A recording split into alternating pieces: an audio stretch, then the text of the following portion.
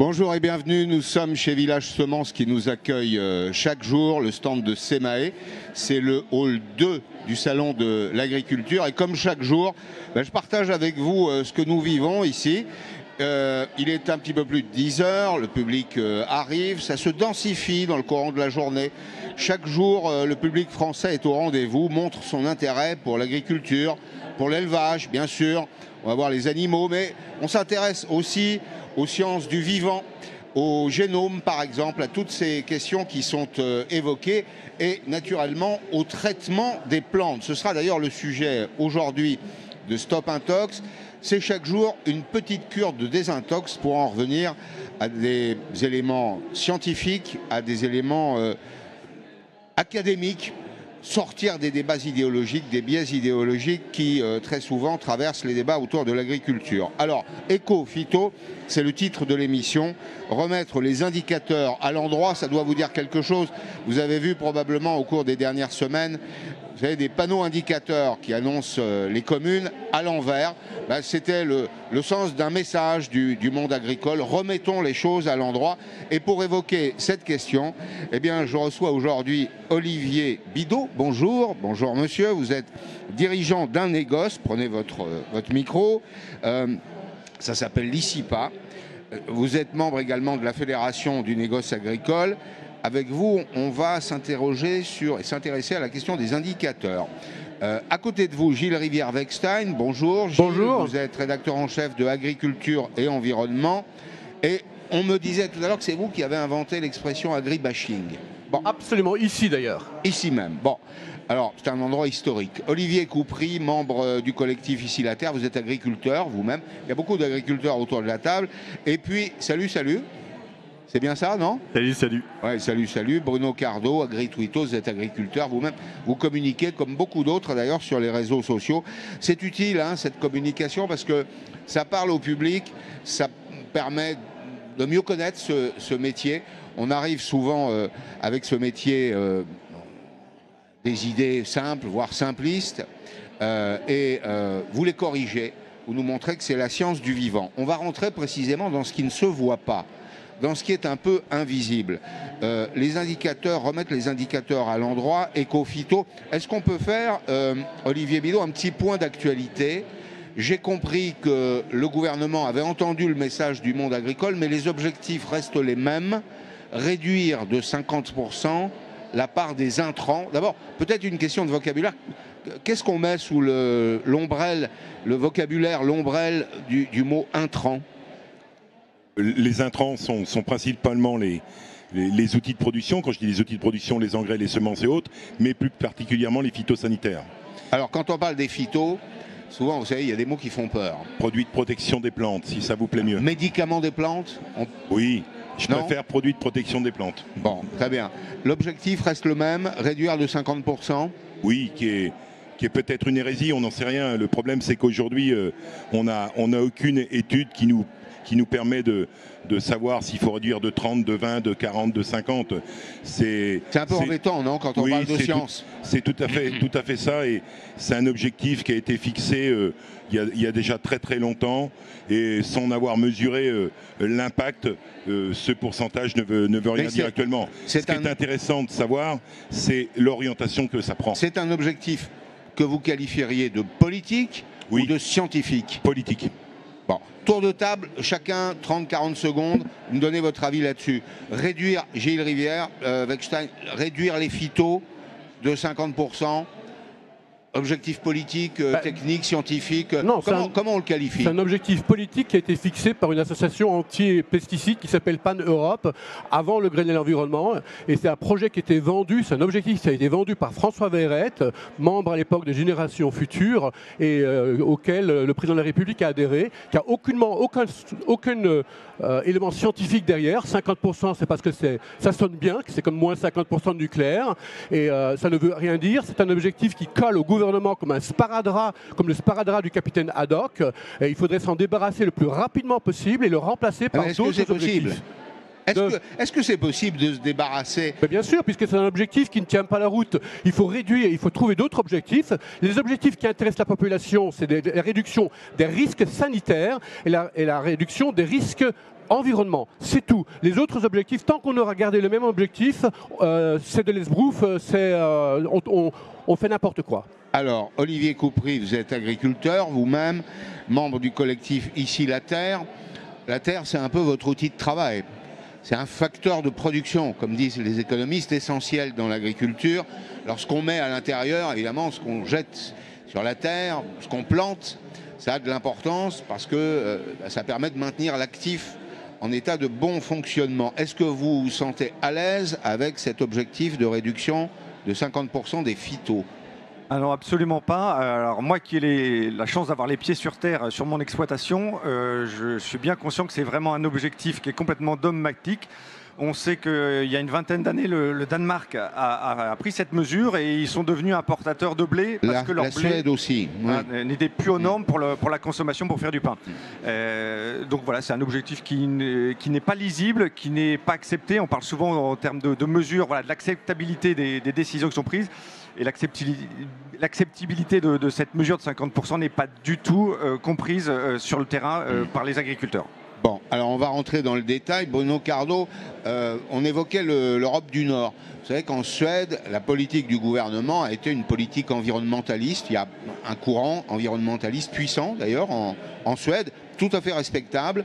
Mais la priorité donnée en matière de politique publique, ça a été de réduire la quantité d'intrants. Simultanément, l'objectif du gouvernement suédois, c'était d'augmenter la part de souveraineté. Évidemment, il n'y a pas de secret, la réduction de l'usage des produits de traitement des plantes, comme vous dites, M. Bidault, s'est traduite par une baisse de la production et la Suède a dû importer. On est condamné à cette équation un peu diabolique, là ? Non, on n'est pas du tout condamné, mais c'est tout l'effet des transitions brutales et violentes. Regardez, l'Allemagne a fait une transition très brutale sur l'énergie en abonnant le nucléaire. En attendant le renouvelable qui soit plus efficace et d'autres énergies, on émet plus de CO2 avec du charbon.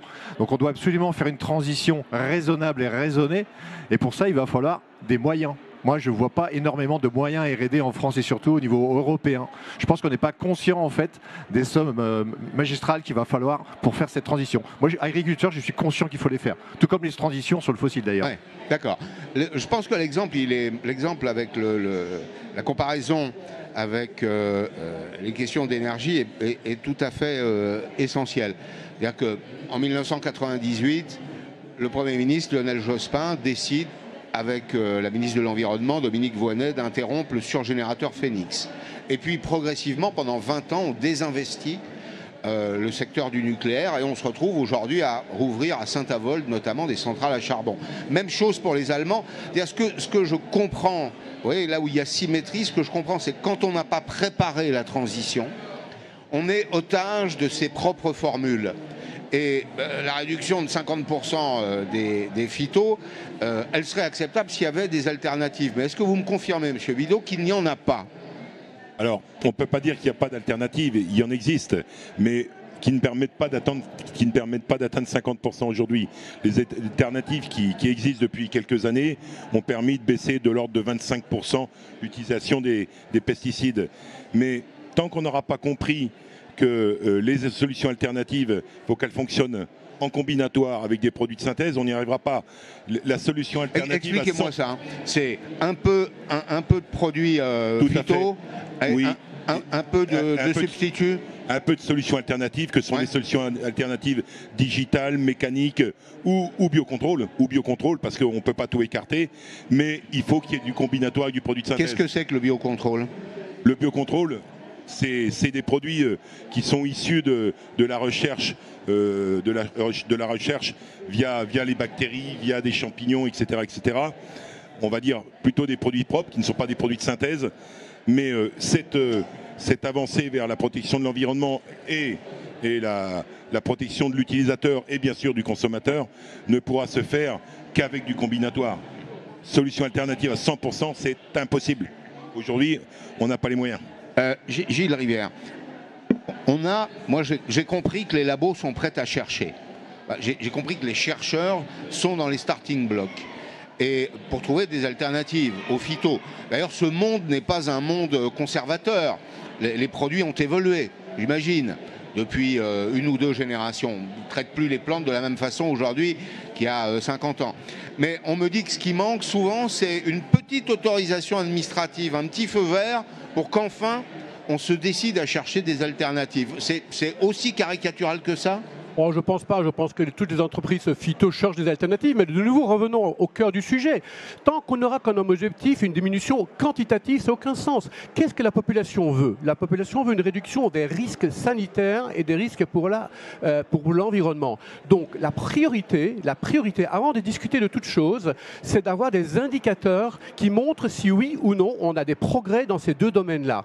Sans ça, on parle de quoi? Pourquoi réduire de quantité? Tout le monde se fiche complètement de la question de la quantité. Expliquez-nous le nodu, là, parce que c'était le débat cette semaine. On a eu tout un débat. Quantité, Ouais. contenu, je ne veux qualité. pas rentrer trop dans les détails, mais en fait, ce que on nous a dit, c'est que l'IFT, qui est un indicateur de fréquence de traitement, et le nodu, qui est un peu la même chose, mais un petit peu plus sophistiqué, ça va être remplacé par un autre indicateur, qui est l'indicateur européen. Sauf qu'on garde le même objectif. Moi, ce que je dis, c'est que, je vais prendre un exemple. Un agriculteur qui a des meilleures pratiques agricoles, qui permet un usage différent des produits phytosanitaires, ça aura un impact différent sur l'environnement. Or, aucun indicateur ne prend en compte le fait que l'agriculteur fait mieux son travail. Tous les indicateurs qu'on propose, c'est systématiquement des indicateurs dont le but, c'est de réduire. Comme si réduire et se passer des pesticides, c'était l'objectif principal. L'objectif principal doit rester une meilleure santé pour le concitoyen et un meilleur respect pour l'environnement. Donc, on change ces objectifs, on change radicalement les indicateurs. Et pourquoi on ne le fait pas? Parce que ce que vous dites là... politique. Mais parce que c'est politique, c'est un choix politique imposé par la nébuleuse écologiste à Nicolas Sarkozy. C'est ce fameux sparadrap dont je vous ai parlé tout à l'heure. Et aujourd'hui, tous les hommes politiques sont paralysés et n'osent pas retirer ce sparadrap qui leur colle. Bruno Cardo, moi j'avais l'impression, au contraire, que les choses évoluaient. Alors je me trompe peut-être, hein. J'ai eu l'impression que... Un peu de naïveté. Alors il y a peut-être un peu de naïveté, mais de temps en temps c'est utile. La naïveté, ça permet d'espérer. Mais j'avais l'impression malgré tout que ce discours qu'évoque Gilles Rivière-Bechstein, discours décroissant autour du poison, on vous empoisonne, on empoisonne l'assiette de vos enfants, avait reculé parce que le public n'est pas complètement idiot quand même. On voit bien que ce n'est pas le cas. Les autres indicateurs vont dans le bon sens. On vit de plus en plus vieux et de plus en plus en bonne santé. Je me trompe, non ? Non mais tout à fait. Puis on parle d'harmonisation européenne sur plein de sujets, donc là-dessus, il fallait y aller. Oui. Moi, je voulais donner un exemple pour concrétiser. Sur ma ferme dans les Hauts-de-France, j'ai planté des vignes il y a quelques années. Des vignes ? Oui, des vignes, du chardonnay. Oui, du chardonnay. Ah ouais. Et du début, on a essayé de la mener en bio, sans demander le label. Ouais. Le 13 mai de cette année, il y a eu une énorme grêle. Une énorme grêle, ça fait des blessures ouvertes, c'est des portes ouvertes à tous les champignons et tout ce qui est mauvais pour la vigne. On a 24 heures pour réagir. Donc, qu'est-ce qu'on a fait ? On a pris 2 produits de biocontrôle et 1 produit de synthèse. Sans le produit de synthèse, non seulement on perdait la récolte, mais on perdait les pieds de vigne. Voilà. Ah ouais. Il faut bien prendre en compte sur le terrain les risques qui sont pris. Et en fait, c'est des outils qu'on doit avoir à disposition. On s'en sert, on s'en sert pas, mais on doit les garder à disposition. Olivier Coupré, passez le micro à votre voisin. Olivier Coupré, est-ce qu'ils sont compétents, les gens qui parlent? Je vous pose une question peut-être encore naïve, pardon, mais les gens qui parlent de ces produits-là, les phytos, en disant c'est du poison, c'est épouvantable, etc., un peu comme on le dirait des médicaments. D'ailleurs, parce que c'est des médicaments, si j'ai bien compris, en partie. Est-ce qu'ils sont compétents sur le plan scientifique ? Non seulement ils ne sont pas compétents, mais ils sont menteurs. Ah. Et ça nous fait, nous, énormément de mal de les entendre parler de ce qu'ils ne connaissent pas. Et ça entraîne un grand mal-être chez les agriculteurs. Donc moi, je suis assez outré, assez scandalisé qu'il y ait peu de contradicteurs de ces gens-là. Et d'ailleurs, la preuve aujourd'hui, vous avez essayé d'inviter ces gens-là, ces ONG qui nous détruisent, qui racontent n'importe quoi sur les phytos, et ils ont refusé de venir débattre avec nous. Alors, il faut dire que j'essaye d'être à charge et à décharge. C'est pas facile de venir ici, au Salon de l'Agriculture, parce que c'est la confrontation d'un monde qui parle beaucoup de l'agriculture avec un monde qui fait l'agriculture. Et souvent, ceux qui en parlent la connaissent moins bien. Ce sont souvent des gens qui font de la culture de cerises sur balcon à Paris ou dans les grandes villes et qui n'ont pas nécessairement la connaissance agronomique qui est la vôtre et qui s'adossent à des rapports, qui sont des rapports orientés. Tout à l'heure, Gilles Rivière citait François Veyrette, c'est ça, mais il y a aussi Serralini, qui avait livré un certain nombre de rapports qui ont été démentis depuis. Donc c'est pas simple de venir se confronter au monde paysan. Peut-être qu'une des solutions d'ailleurs, ce serait un jour de se parler à froid. Vous ne croyez pas que c'est possible ça ? Alors, on peut se parler. Bah, là, c'était l'occasion aujourd'hui. On aurait pu se parler. C'était pas l'occasion à l'ouverture du salon de ce qu'avait voulu faire le président de la République. Mais moi, les consommateurs sont de notre côté. Ils sont sensibles à notre cause. Il faut qu'ils nous écoutent, nous. Voilà, il y a les faisans et les disants, comme vous disiez. Après, sur un salon comme ici, dans une émission comme la vôtre, il est tout à fait possible de débattre. On les voit bien sur les plateaux de chaînes de télé. Ils sont très à l'aise pour parler. Donc, c'est qu'ils sont bien conscients du mensonge qu'ils colportent. Et c'est ça. Vous en êtes certain de ça ? Je vais vous dire, parce que moi, c'est mon métier, je le fais tous les jours à la télé. J'en suis pas convaincu. Je pense qu'ils se sont convaincus qu'ils ont raison. Je suis à peu près, aujourd'hui, je peux me tromper, hein, et puis c'est pas uniforme. Vous savez, quand on se répète à soi-même un mensonge, au bout de 100 fois, ça fait une vérité. Oui, vous avez raison. C'est mon avis, hein, je peux me tromper. Pour sortir l'agriculture des problèmes où elle est, il faut des agriculteurs pour produire. Bien sûr, et actuellement, tout le monde est écœuré. La plupart des agriculteurs ne veulent pas que leurs enfants reprennent leur ferme, parce qu'ils ne veulent pas que leurs enfants vivent ce qu'on est en train de vivre. Alors, juste Olivier, je vous vois avec votre micro, vous aviez envie d'ajouter quelque chose de précis. Alors, il faut que vous teniez votre micro comme moi. Sinon, donc, la réalisation va nous tirer les oreilles. Je voulais rajouter quelque chose d'important. On est aujourd'hui sur un bouleversement, on veut révolutionner le système, il faut le révolutionner. Mais pour révolutionner un système, il faut changer les hommes. Et le problème, c'est tant qu'on n'aura pas changé les hommes qui ont écrit Ecofito et tout ce qui a constitué Ecofito il y a 5 ans, on n'avancera pas. Aujourd'hui, c'est que les conseillers... Vous pensez à qui ? Je pense notamment au conseiller agricole de la présidence, qui a fait partie qui a tenu la plume pour écrire le plan Ecofito. Aujourd'hui, cette personne-là, si on veut évoluer, si on veut changer d'objectif, si on veut changer de méthode, il faut les changer. Aujourd'hui, c'est des gens qui sont dans un dogmatisme, qui, comme vous disiez très justement, n'en sortent pas et on n'avancera pas. Donc, il faut, entre guillemets, des nouveaux écologistes ou des nouveaux protecteurs de l'environnement pour que les choses avancent. Ouais. Mais on ne peut pas rester dans cette position. Et Gilles ? Je voudrais juste ajouter 2 choses. Il faut bien comprendre que cet objectif de moins 50% a été mis en place par une organisation qui veut la mort de ce système agricole actuel. Il le dit clairement. Il veut modifier totalement, il veut la fin du modèle agricole. Mais ils veulent quoi à la place ? Un autre modèle agricole.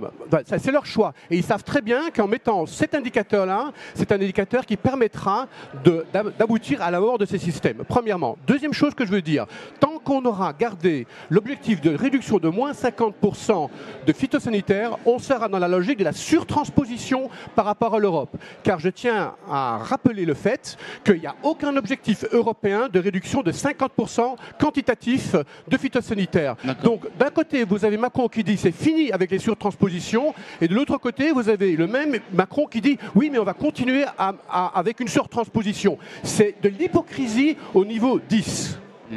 Bruno Cardo. Ouais, je voulais revenir sur un point important qui a été soulevé. Vous pouvez avoir le meilleur ministre, les plus beaux décrets en notre faveur et même en faveur des phytos. Derrière, il faut appliquer.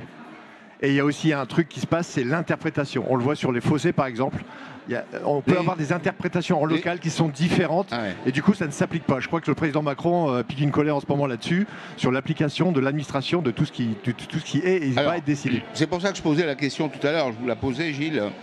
J'ai l'impression qu'il y a beaucoup de choses qui sont prêtes, mais qui manque souvent le feu vert de l'administration. Vous savez comment ce pays est géré, vous savez comment il a été construit. Hein, l'État a précédé la nation, et puis l'administration gouverne, elle est le bras armé de la politique. Elle gouverne tellement qu'elle a fini par prendre le pouvoir, en réalité.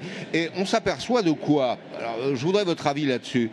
On s'aperçoit qu'il y a parfois de bonnes volontés politiques. Moi, je ne remets pas en cause la sincérité des changements de pied politiques. Peut-être que le président Macron, légitimement, s'aperçoit que la politique choisie jusqu'à présent nous mène dans le mur.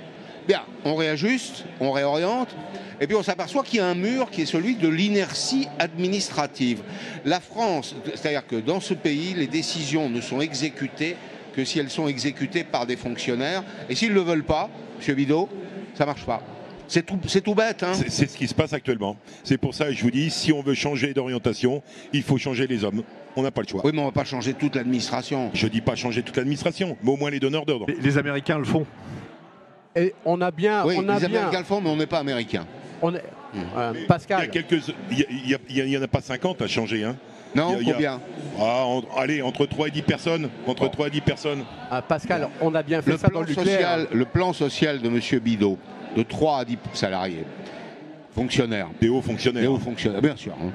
Oui, pardon. On a réussi à faire ce changement radical dans le domaine de l'énergie et du nucléaire parce qu'on a eu une impulsion politique qui a été suivie par des effets. Ce même changement radical qu'il y a eu dans le domaine du nucléaire, avec des changements d'objectifs, peut être fait dans le domaine agricole si on s'en donne les moyens. Gilles, c'est la guerre en Ukraine qui nous a amenés à nous priver du gaz russe, qui a réinterrogé la plaque européenne sur sa stratégie énergétique. Malheureusement, la même cause n'a pas produit les mêmes effets dans le domaine agricole. Au contraire même, le poulet ukrainien arrive moins cher sur le marché européen, le blé ukrainien passe les frontières de la Pologne et arrive en Europe, au point d'ailleurs de perturber le fonctionnement naturel de nos filières. Est-ce qu'il faut qu'on ait faim dans le pays pour s'apercevoir qu'il y a un vrai problème qui est lié à la souveraineté alimentaire? On s'est toujours réformé à travers des crises. Les crises sont des accélérateurs. Le Covid a amené le télétravail.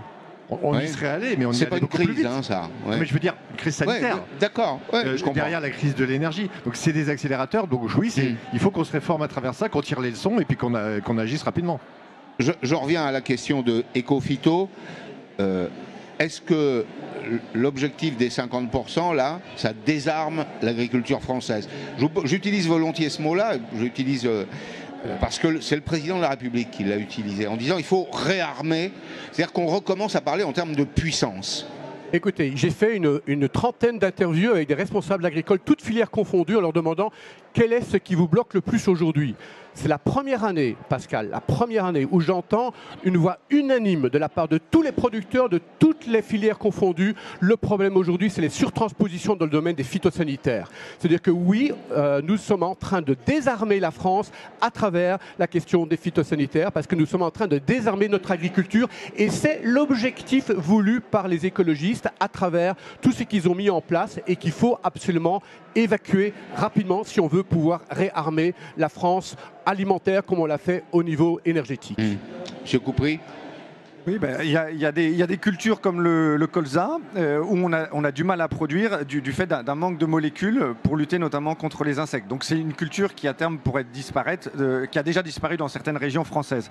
Donc nous, producteurs, on a besoin de moyens pour pouvoir produire. Les produits de biocontrôle, en gros, c'est un peu comme l'homéopathie, ça marche quand les plantes sont pas malades. Donc moi je veux bien utiliser du biocontrôle à partir du moment où techniquement et économiquement il a un intérêt. Et s'il a un intérêt environnemental, c'est encore mieux.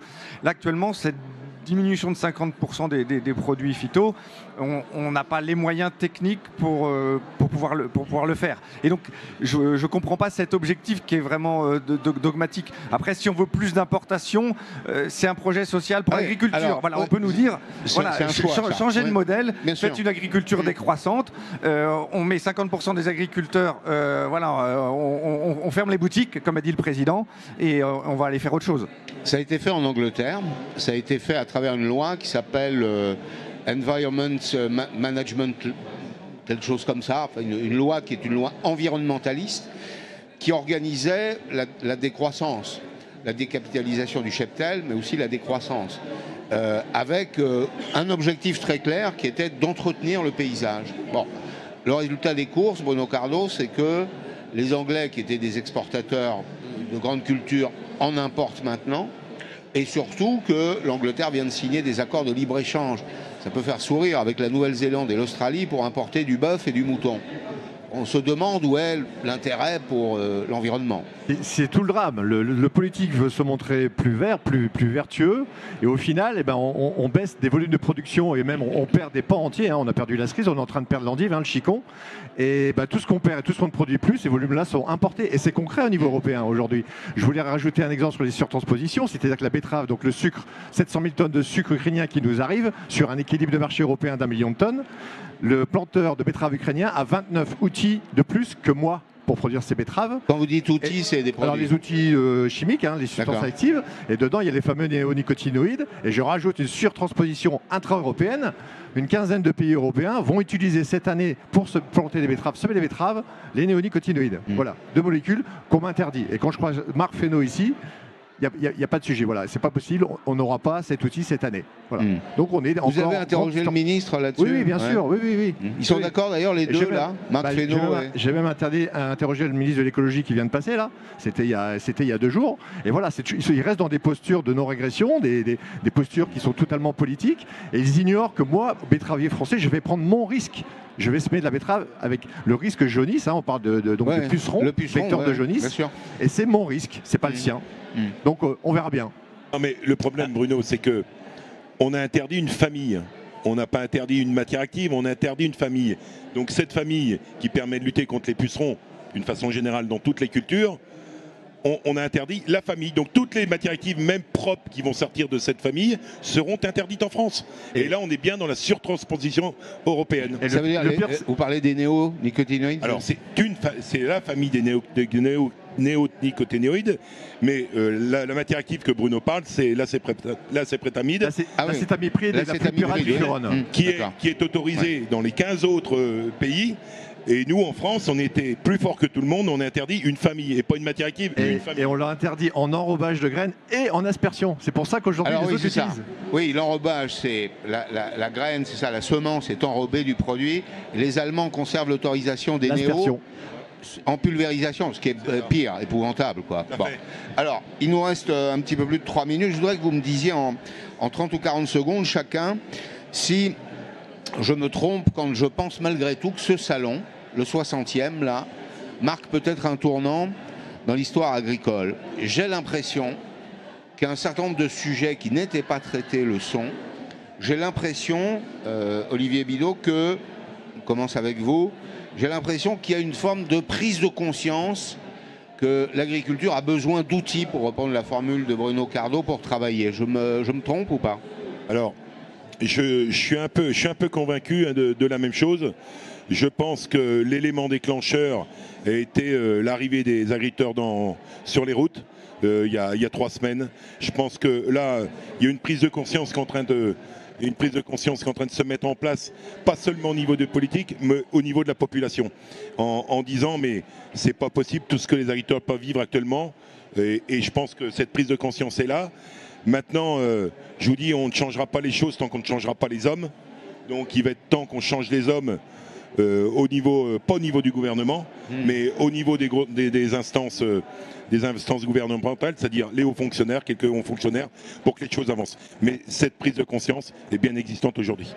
Gilles, oui bien, même chose. Oui, je pense effectivement, je fais le même constat. Je pense qu'il y a une prise de conscience à l'échelle politique, peut-être pas de l'ampleur réelle du désastre annoncé et de la colère profonde du monde agricole qui pourrait tout à fait revenir après le salon si les choses ne changent pas très radicalement, enfin très rapidement, avec des mesures très précises. Et quoi qu'en dise le gouvernement, Ecophyto reste un des points essentiels pour le monde agricole. C'est négociable ça, à votre avis? Est-ce que vous sentez que, je dis qu'on est à un tournant, est-ce que vous sentez qu'il y a un recul possible là-dessus, enfin un réexamen du texte de la part du gouvernement? Oui.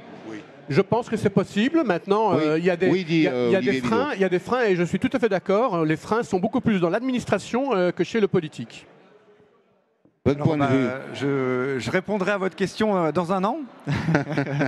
Mais je suis quand même dans l'espérance. Effectivement, il y a des mots qu'on n'avait pas entendus jusqu'à présent. Mais bon, on nous a souvent dit pas de surtransition, oui, c'est la dernière fois. Voilà, donc on n'est pas dupes. Et on verra déjà sur le glyphosate. Mais vous avez l'impression que... Enfin, d'abord, je repose ma question. Est-ce que si d'aventure vous êtes déçu dans un mois, vous pensez que le mouvement de contestation, les révoltes paysannes, c'est très intéressant d'ailleurs, l'utilisation des mots est toujours sujette à analyse. C'est un journaliste qui vient d'écrire La France des révoltes, Christophe Barbier, que vous connaissez, qui dit « Les révolutions viennent des villes, les révoltes viennent des campagnes ». c'est pas tout à fait faux. Est-ce que vous pensez que la révolte peut revenir des campagnes? Oui, oui, je pense qu'elle peut revenir des campagnes. Il y a un tel désespoir, hein, voilà, chez nous producteurs, et une telle incompréhension des administrations et des politiques. Donc l'année élective européenne peut être une chance pour nous ou pas. On verra déjà, notamment sur un produit emblématique comme le glyphosate, si la France retire sa surtransposition et assouplit les règles d'usage en France par rapport aux autres pays européens. Donc c'est un témoin pour nous. Bruno Cardo, dernière question, et puis on va conclure. J'allais vous dire qu'il y a des élections cette année, c'est le bon moment pour se faire entendre. Et plus que pour se faire entendre, c'est le bon moment pour obtenir des décisions politiques. C'est tout le sujet du salon tous les ans. Tous les élus de tout niveau viennent taper sur le cul des vaches ou se prendre en photo. Je crois que cette année, c'était encore plus intense sur le sujet européen. Je crois qu'on a des listes qui sortent, des noms qui sont sortis. Donc on était là pour convaincre. Je me permets de citer une citation de Pascal Perry pour finir l'émission sur le sujet. Ah bah dites-moi. Quand je soigne les plantes, je soigne les hommes. Oui, quand on soigne les plantes, on soigne les hommes, bien sûr. C'est l'histoire, c'est une partie de l'histoire sanitaire française. Merci beaucoup à tous les quatre. Merci de nous suivre chaque jour. Vous pouvez nous retrouver sur les réseaux sociaux. Et puis, bien sûr, vous venez nous rendre visite ici à Village Semences, sur le stand de Semei, qui nous accueille généreusement chaque année et que nous remercions vivement. Au revoir.